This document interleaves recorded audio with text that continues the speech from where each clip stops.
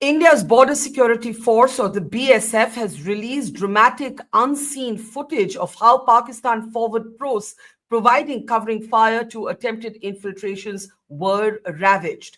This is only part of the recent hours that have seen dramatic new footage released by the army as well.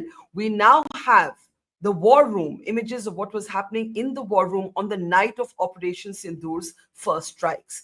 This, as the Prime Minister in Gujarat has now given multiple warnings to Pakistan, including saying that what Pakistan does vis-a-vis its patronage of terrorism can no longer be called a proxy war.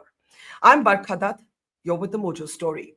On the program today, the BSF has released dramatic unseen footage. You can see some of that footage there in the video screen, on your screen, in those videos that have been released by the Border Security Force. This is BSF action against Pakistan forward posts that have provided cover for attempted infiltration by terrorists. The BSF's release of dramatic unseen footage follows these images released by the army. This is the war room on the night of Operation Sindoor's first strikes at 9 terror bases, a 22-minute action. You can see all the military chiefs in the war room. These images now officially released by the Indian military.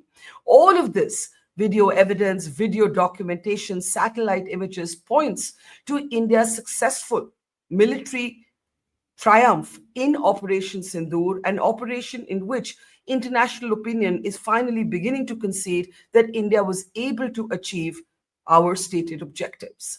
The Prime Minister is in his home state of Gujarat.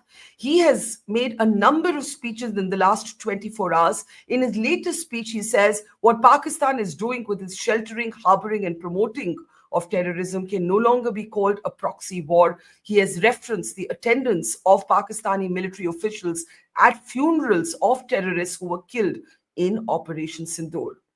There's a lot to talk about, but perhaps there hasn't been as quoted, as respected, as applauded an international piece as the one written by Professor Walter Ladwig, who's, of course, at the King's College in London. I want to welcome him to the program now.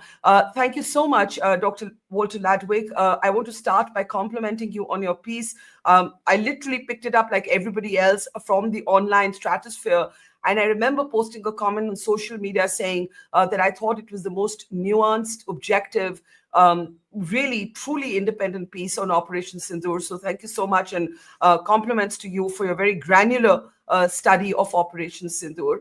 I want to start by asking you to talk a little bit about the arguments that you made in your piece. And you say even more than the reach of this operation was the restraint in particular that India showed on the very first night, how India took on higher operational risk to make sure that India's action against terror bases was not seen as escalatory, was not seen as provoking Pakistan into a larger war.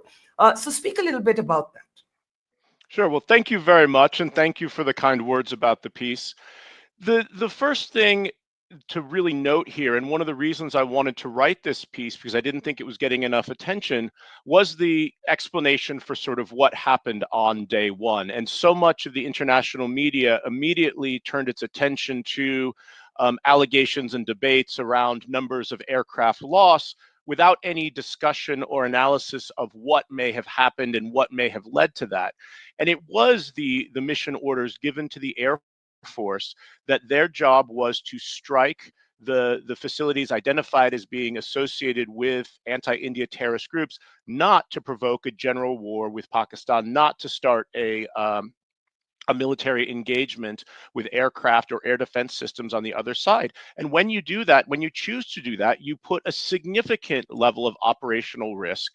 You put your pilots at risk. And part of that was to try to, in my opinion, send a very clear message that the target and the objective is to do with these terrorist facilities, not the Pakistani state or military per se. In fact, let me read out your exact words. I'm going to quote a couple of sentences from your piece. You say India accepted heightened operational risk in pursuit of clear strategic messaging. You then say more impressive than the operation's reach was its restraint on the first day. And you say the talk of losses must be seen against scale and complexity of the mission. Now, this is a very important point because in the first few hours after these strikes against terror bases, the media narrative became all about, these alleged losses. And the Indian Air Force, when asked about this in its military briefing, only said that, look, it's combat. There will be losses, but all our pilots are home. And I think you make a really, really important point about seeing any losses that may have taken place against the complexity of the mission, and the fact that India's pilots who were manning this mission were actually taking a greater risk to their own lives. Absolutely, absolutely. And I do think, unfortunately, this is one area where then the narrative, control of the narrative or the ability to shape the narrative was lost because there were these counter allegations of aircraft losses and the government did not choose to directly engage with them. It sort of, as I write in the piece, it ceded the space to a range of professional and amateur analysts. And as you probably saw, social media and the print media was flooded with various stories. And instead of focusing on what the Indian Air Force managed to accomplish on the first night, stories were instead framed as duels between Chinese aircraft and French aircraft. And what can we learn from that? And where, going so as far, in some cases, people were asking about, what does this mean for the future of Taiwan? And they were drawing kind of big picture conclusions from fragments of information about what happened in one engagement. And so the media message, I think, then was overtaken. Let me move on to, in a way, the most significant central core of your argument. And the core of your argument is that India largely achieved all the stated objectives that it had with this operation. You also point out that India was able to penetrate Pakistan's China-supplied air defense system, targeting air bases successfully for the very first time since 1971. And then you write how the Indian Air Force showed capacity for coercive precision operations. Now, what's important to note, as you know, Walter, but just for our larger audience, on the first night, that remarkable restraint that you talk about, action was only targeted at terror bases. And if Pakistan had chosen not to respond to that, not to target Indian airfields or airstrips, cities, places of worship, India was conveying, we're ready to do no more. But then it became this 4-day war where now we know from satellite images that Pakistan's air bases were badly hit. Whether it was Noor Khan or Rahim Yar Khan, or Sargodha. And we have satellite images that document this. How do you see the significance of what you actually called the IAF, the Indian Air Force, showing capacity for coercive precision operations? Well, as you described, the ability in the first instance to, as far as we can tell from the outside, precisely strike facilities that intelligence had identified as being associated with anti-India terrorist groups. And then when the conflict expanded into more of a military versus military, the ability to do so across a range of Pakistani air defense and air bases. We saw the employment of a range of capabilities that the Indian Air Force had been building up for some time, but were certainly new to operational use. So the combination of standoff strike missiles and bombs, in addition to the use of so-called loitering munitions, sometimes referred to as kamikaze drones, which were all employed to what appears to be great effect. So let's look at the larger picture now. And I think that's the really interesting documentation of, in your piece. You point out that India was able to achieve the stated strategic objectives. You point out that there was restraint shown on the first night when terror bases were targeted. And you point out that in a way, it has been a quiet signaling of strategic resolve. So there was a lot of noise in the ether in the first couple of days. And then, of course, our military started speaking much more granularly, perhaps, than it had been earlier. You call this the new normal. And you basically say that cross-border action in response to the shielding of terrorism in Pakistan, cross-border response will now not be the exception, it will be the expectation, right? And I think you get this absolutely right. And the Prime Minister has said this repeatedly in the last week or so, that this is now going to be our response every time. What do you think the world and some of the Western media is missing here in its understanding of this? Because, to the annoyance of many people here, and this is across political lines, there is a continued framing of this as some sort of dispute of equivalence between India and Pakistan, that this is somehow still being framed as a Kashmir issue. Whereas for India, India is signaling to the world, is saying to the world, if Pakistan harbors groups like the Lashkar-e-Taiba, the Jaish-e-Mohammed, if these men are allowed to operate with impunity, if they hurt India, we will use kinetic action.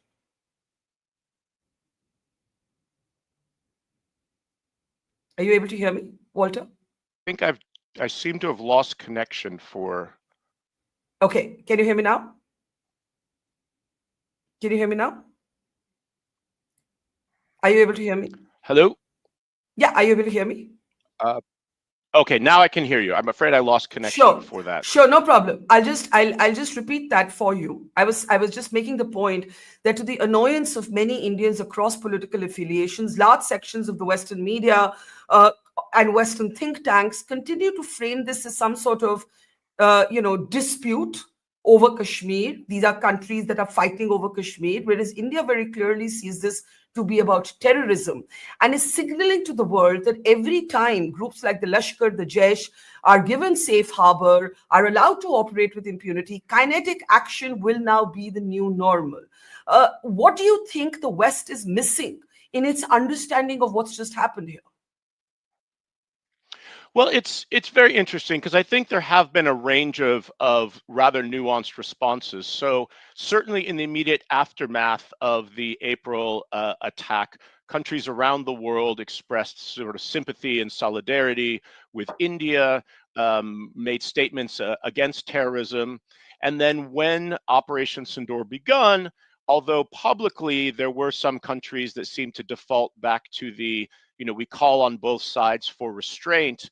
My understanding is that privately, a number of India's partners in the world expressed the view that, we understand what you need to do, we appreciate what you need to do. And I think in general, the, India gets the benefit of the doubt in these kinds of situations, in the sense that the history of Pakistan's involvement with terrorism is well known. As I pointed out in the piece, just to sort of remind audiences about Osama bin Laden also being in Pakistan, so this isn't just about India's concerns. And so I think, though, this is a very important issue for the Indian government and the Indian strategic community to take forward, although the Prime Minister has signaled that, if the Indian government in the future is not necessarily going to feel that the burden of proof lies with it to sort of conclusively demonstrate all the links in the chain from a terrorist attack back to what they believe are state-based agents in Pakistan. I think it is still important to try to make those arguments and make those cases to be able to continually remind people in the international community about the terrorism, about the links to terrorism, because the default is to, I think, always go back to arguments or discussions of root causes, and that sort of then leads people to want to talk about Kashmir rather than terrorism. Absolutely. You write in your piece, preventing the next Sindoor or the next 2611 will require sustained international pressure. The point is that this is a complicated context because India will not accept mediation. India has pushed back against Donald Trump's repeated claims of taking credit for the halt in hostilities. India has said repeatedly that we made it very clear that the Pakistani Director General of Military Operations would have to call his counterpart in India. But at the same time, India does want the world to understand Pakistan's patronage of terrorism. Do you believe that the world gets that? Do you believe that the world gets that? Are you able to hear me, Walter? Sorry, I lost you for a second. I got the tail end of the question. Do you want to restart? Yeah, just that you say in your piece that preventing the next Sindoor or the next 2611 requires sustained international pressure, right? And I Yes. was pointing to the sort of complexity where India will not accept mediation and has pushed back against Donald Trump's claims on this, but at the same time wants the world to remember Osama bin Laden, wants the world to remember that Daniel Pearl was killed by the Jaish-e-Mohammed and he was released as a result of a passenger plane being hijacked from India, because of which India was forced to release 3 terrorists in our custody, including Jaish-e-Mohammed's chief, Masood Azhar. So, do you believe that the world is still a little bit in denial? Earlier, it used to be said that Pakistan, is given a long pass because of Western interests in Afghanistan. That state surely should be behind us. Explain a little bit about what you mean when you say that sustained international pressure is needed. Well, I think that era is behind us. If you look in Washington D.C., I think attitudes towards Pakistan across the U.S. government, at best you would find indifference. At worst, you would find a sustained hostility from those in the military, intelligence, and diplomatic communities who spent the better part of the last 2 decades in Afghanistan and saw the sort of double dealing of Pakistani counterparts up close. I think, it's remarkable. You saw the British Foreign Secretary make statements about terrorism and the need to take serious action. I don't think people are blind to this. There Mhm. is not a reason to look the other way. There are, at times calculations I think that might differ from India's. So, for example, with questions on the state of the Pakistani economy and the IMF, nobody wants to see the country collapse. No one thinks that that is going to be in anyone's interest. So, there are times in which there might be decisions that are made. I'm sure Indian diplomats would say that future IMF aid should be conditioned Mhm. on requirements in this and that. And those are conversations I think should definitely happen. It may not always win the argument, but I'm hoping that part of what these various delegations of MPs who are traveling the world is doing is sort of reinforcing this message and providing kind of the same types of evidence that various ambassadors and high commissioners did around the world during the time of the conflict itself. Now, Walter, one of the things our Prime Minister has repeatedly said, Prime Minister Modi has repeatedly said, is that India will not surrender to nuclear blackmail any longer. And your piece makes the very important point that the conflict was possibly more contained and restrained than initially seemed. And the reason it seemed, and I can say this because I was on the ground reporting, it seemed like an all-out war because of drone fights in the air and missiles being intercepted and shelling, heavy mortar shelling coming into villages along the line of control in the international border. But the point that you're making is uh, that despite Donald Trump's repeated comments on the possibility or the danger of nuclear war, you believe that this was a conflict that was very firmly under the nuclear threshold. And in that sense, it indicates a brand new normal that the world needs to wrap its mind around. So I think what it demonstrated is there's much more space under the nuclear umbrella for conventional conflict than we previously realized. And what we've got to understand here is this is completely new territory for the world, for academics who study conflict. We have no examples in history of two nuclear armed neighbors who carried out sustained airstrikes against each other. So what we know and what we understand from past conflicts doesn't necessarily capture the realities on the ground in South Asia. And I think it also, some of the reaction from around the world, um, to a certain extent, presumes that leaders and decision makers in South Asia are reckless or irresponsible, and I think that's incredibly unfair. I think there is a recognition and an understanding of the significant risks and the significant danger, which is why we saw, in my opinion, both sides really focus their strikes on military targets, really focus their use of specific assets that might be less escalatory, and that when there was an opportunity to take advantage of an off-ramp that was presented, both sides were okay to move towards that. Mhm. Why do you think Pakistan was, in your understanding, the reading here is that when the air bases, and you do mention this in your piece, when the China supplied air defense systems were successfully penetrated, that proved to be, in a way, the turning point. And then, the Americans were told, look, can you talk to the Indians? The Americans try and talk to the Indians. We say, tell them to call us. Their Director General of Military Operations calls us, and there is a halt. Now, do you believe the turning point was the penetration of Pakistan's air defense? I think it was a significant wake-up call. One of the things, it's not an original point. A number of my colleagues have made this previously, but one of the things that still continues to puzzle me is why the Pakistani military and government was not willing to declare victory from their perspective on the first evening. Right? If this had all been brought to a close and they could, celebrate the alleged downing of 1, 2, 3, 4, 5, however many they say aircraft they brought down, and minimize the Indian strike, I think we might have a very different narrative here. But the conflict did go forward, and when the IAF deployed its suite of capabilities and also operated according to more traditional Air Force doctrines, which is to say that you suppress enemy air defenses and you clear the airspace and so forth, that they were highly successful. And I think maybe it was a bit of hubris after the first night. I don't know for sure, but the fact that the range of strikes that was able to be carried out, and the range of munitions that managed to get through, I think probably signaled that we don't want this to continue.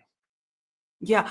I think they did try the first night to deflect the conversation to, what had happened in the air with allegations of India's aircraft.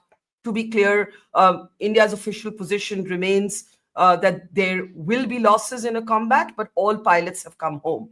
And so that is the access to the information we have. But certainly Pakistan did try and attempt to deflect the narrative. But look at what's happened in Pakistan in the last week. The Pakistan Army chief has been elevated to the rank of Field Marshal. This makes the Pakistan Army stronger than ever before, the civilians weaker than ever before. Images are now available in the public domain of Pakistani military officials attending the funeral of terrorists who were killed in this operation.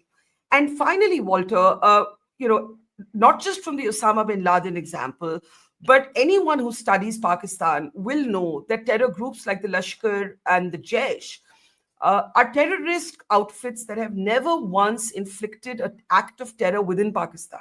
So when Pakistan does say, we're also victims of terror, these two groups are two prime examples of terrorist outfits that have never targeted the people of Pakistan. They are seen to be assets of the Pakistani deep state. So do you think there's an absence of granular understanding, even though the United Kingdom, for example, if I'm not wrong, proscribed the Lashkar-e-Taiba as a terror group as far back as 2001? Yes, absolutely.